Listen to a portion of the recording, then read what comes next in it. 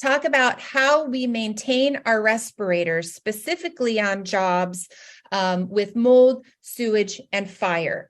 And all of these processes are going to be the same. So you're going to have to forgive my photos because I just went online and pulled some real quickly so we would have something visual to talk about.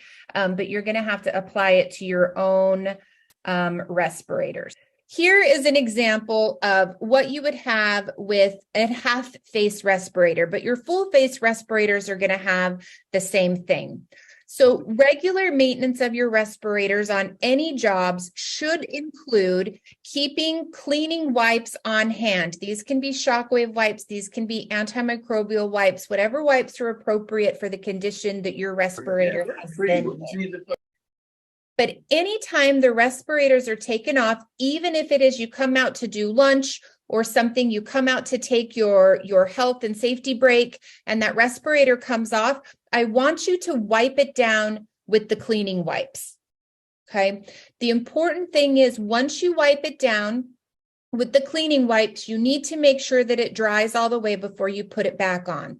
So wiping it down with the cleaning wipes is just going to make sure, especially on the inside, that any condensation that is built up from you using the respirator has been removed. So bacteria, any microbes, that type of thing cannot continue to grow in your respirators. So you maintain a good, clean, healthy internal respirator environment. So wipe it down with your cleaning wipes and then allow it to dry. Generally, if you're outside, not in a humid environment, it's going to dry within, 5 to 6 minutes if you do a good wipe on that.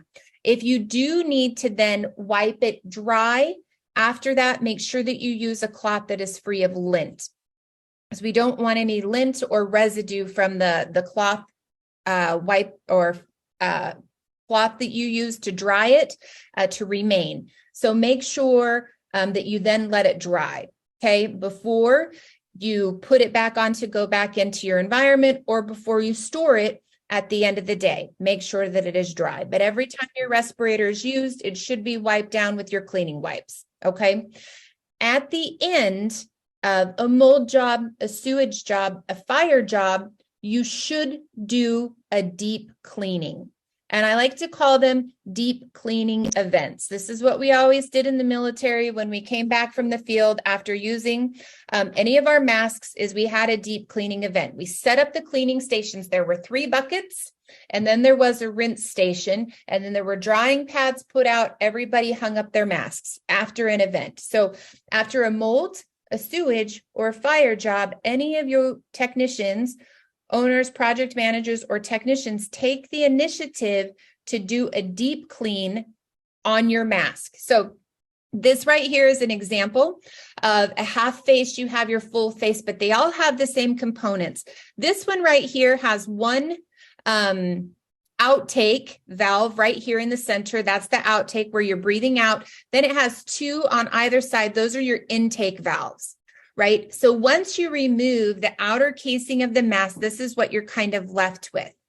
Now, this is what your intake valves kind of look like. You can see right here the connection point of the valve, but the inside, this is what the valve looks like.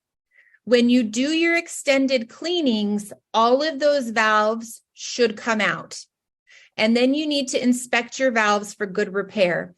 As you can see, these valves back here, which connect to these intake valves, do you see how they're all warped and damaged? Those need to be replaced because you're no longer going to get a seal on those valves. You can see that they have been warped right here. These valves need to be replaced, okay? So once we take those valves out, this is the inside of that. You would be surprised if you guys go and grab your respirators right now, you've used them on a job. If you pull out the inside and look inside your respirator, you might see a lot of this, especially if it was used for demo or if it was used in any type of drying environment. Even when you have a good seal, you're still going to get some of this in there. So think if this is a moist environment due to condensation from you breathing in and out, plus we have this dirt, dust, and debris, what kind of microbes can grow inside your respirator. And now this is the interior condition of your respirator. You don't have a filter to protect you from anything that's growing on the inside of your respirator. Okay. So on the deep cleans, we take out the outside casings, we remove all of the valves, we inspect them to make sure that they're not warped or damaged and they're in good condition. Then what you do, oh, where did my picture go? I don't have a picture of it, guys. I made a picture, but it didn't make it onto my PowerPoint. So I'm going to stop my share real quick. So what you do then is you need to set up 3 stations. You set up one station that has your solution in it, okay? And your solution can be like a shockwave solution, or you can make your own solution, like 10-to-1 parts water bleach. That's a good solution as well. Or you could use something like a shockwave. So we do the initial wipe down, so all of that dirt debris is kind of out. Then you're going to take all of those and you're going to dunk them into that solution bucket. And you can use a little agitator brush, or you can just use your hands to get in and around there and get that all cleaned. Once it's in the solution bucket, you want it in there for at least 5 minutes. You're going to take it out of the solution bucket and you're going to put it in a clean bucket without solution. Okay, just a clear, clean bucket with water. You're going to dunk all of your components in there.